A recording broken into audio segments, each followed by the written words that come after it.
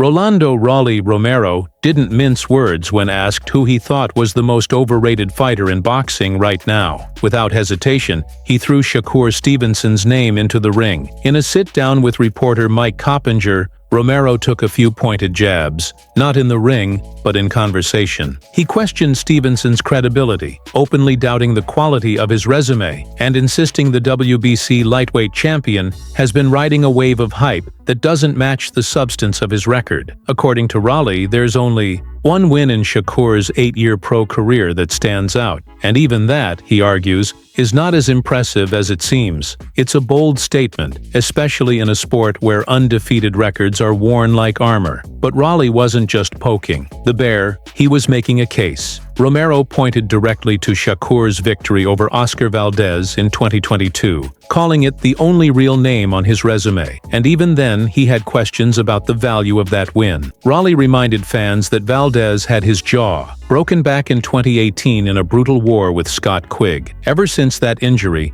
many observers, Romero included, believe Valdez hasn't been the same. From Raleigh's perspective, beating a diminished version of Valdez doesn't exactly scream greatness. He added that Valdez, while a decent puncher, isn't exactly a knockout artist and fights more as a counterpuncher. Stylistically, someone Shakur was always going to beat. So to Romero, that win was more about timing and style than elite competition. He then challenged casual fans to name another notable fighter Stevenson has faced. And when they can't, Raleigh says, that tells you everything you need to know about how manufactured Shakur's reputation might be. From Romero's point of view, it's not just about who you beat, but how and when you beat them, and Shakur's list doesn't impress him. He feels like Stevenson's rise through the ranks has been strategically choreographed to avoid real danger. The term careful matchmaking gets thrown around a lot in boxing, but Raleigh took it a step further. He implied that Stevenson has been actively maneuvered around fighters who could genuinely threaten his undefeated record, particularly since he moved up to the lightweight division in 2023. Raleigh suspects this is all part of a longer play, a strategy by Shakur's handlers to preserve that pristine zero in the loss column just long enough to land the golden ticket, a massive payday fight against Gervonta "Tank" Davis. In today's fight game, that kind of matchup is the jackpot, and Raleigh says Stevenson's team is playing it safe to cash in. To make his point even clearer, Romero laid out what he calls the hype job blueprint. It starts with a fighter who has Olympic credentials, which Stevenson does from his silver medal run at the 2016 Rio Olympics. Next, you match that Olympian against low-risk opponents to pad the record. Then, once the undefeated mystique has been built, you chase a high-reward fight against a superstar like Tank Davis, hoping to cash out before the weaknesses are exposed. Raleigh even brought up Shakur's Olympic past, noting that he lost to Cuba's Robesi Ramirez in the finals.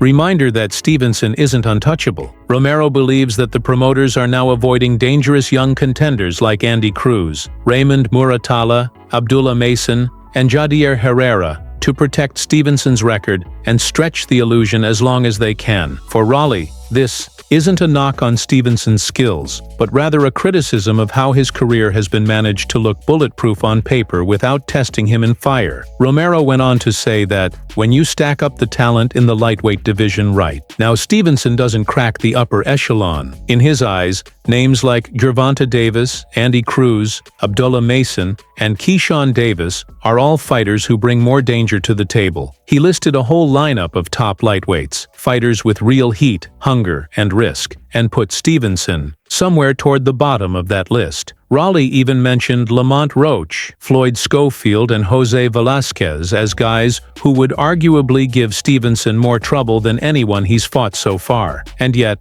Shakur's name continues to be hyped up as one of the top dogs. Romero sees that as the result of calculated marketing rather than hard-earned credibility. In his mind, that facade nearly crumbled when Stevenson had a surprisingly close call against Edwin de los Santos, a fight that exposed some of his limits. That bout with de los Santos, which ended in a lackluster unanimous decision for Stevenson, drew criticism across the boxing world, not just for how uneventful the fight was, but for what it revealed. It was a reminder that elite defensive skills don't always translate into fan-pleasing performances, and that Shakur can be made to look beatable. Raleigh says that after that fight, Stevenson's team immediately shifted back into protection mode. His next opponent? Artem Harutyunyan, a relatively unknown fighter and not exactly the step-up fans were expecting. That was also Shakur's final fight under his top-rank contract. Then, once he inked a new deal with Matchroom and Eddie Hearn, Stevenson's next fight was against a UK-based electrician named Josh Padley. Yes, really. Raleigh argues that this matchmaking trend reinforces everything he's been saying, that Shakur's handlers are more concerned with optics and career preservation than letting him take on real threats in his division. Now Stevenson is scheduled to fight again on July 12th, this time against William Zepeda in New York. On paper, Zepeda is a step up, an undefeated Mexican fighter with a record of 31 suiri and an eye-popping 27 knockouts. But even here, Romero isn't sold. He points out that Zepeda's last 2 wins, both controversial decisions over Tevin Farmer, haven't exactly blown people away. Still, this fight gives Stevenson a real opportunity. It's a chance to shut down the doubters, silence critics like Raleigh, and prove he can handle someone with legitimate firepower. If Stevenson comes out and puts on a dominant performance, especially against a puncher like Zepeda, it could shift the narrative. It would show that he's more than just a slick boxer with protected matchups. It would show that he's ready for the next level, and maybe even for Tank. But that's a big if, and it's one that looms large over Stevenson's reputation. Because for all the accolades and titles he's racked up, Stevenson still hasn't had that defining fight, that one moment that separates the elite from the carefully curated. Fans and fighters alike are still waiting to see how he performs, when he's dragged into deep waters by someone who isn't afraid to punch back and make it ugly. Raleigh's comments, while provocative, are tapping into a broader feeling in the boxing world, that Shakur Stevenson is talented, yes, but still unproven when it comes to the absolute elite. And until he's tested by the kind of pressure fighters he's been seemingly steered away from,